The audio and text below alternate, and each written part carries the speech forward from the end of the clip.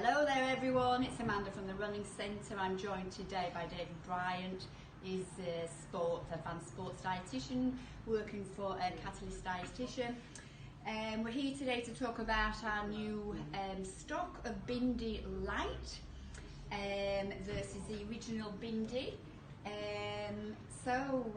David, how does this compare with the original? What's the difference and who is it sort of promoted towards? Yeah, great question. So the original Bindi is carbohydrate containing, so more appropriate for prolonged exercise, particularly high intensity, where we want to stay on top of our carbohydrate goals.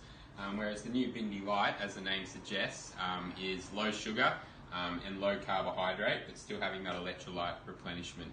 And sometimes we just simply don't need the carbohydrates to top up our electrolyte stores. So a scenario that I think is really appropriate for the BINDILYTE is those lower intensity sessions or prolonged rides and runs, for example, whereby you want to replenish your electrolytes that you're losing, but don't need the carbohydrates.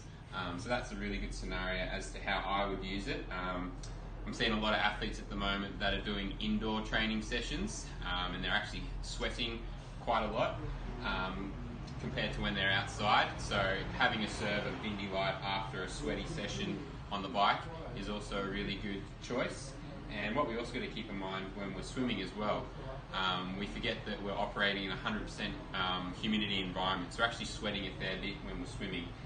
So replenishing our electrolyte stores after a training session with something like BINDILYTE without the sugary carbohydrate hit is a good choice. But on the flip side, what we do got to keep in mind is that the original Bindi is still a really good choice, but more so for our higher intensity prolonged exercise where we need that carbohydrate replenishment.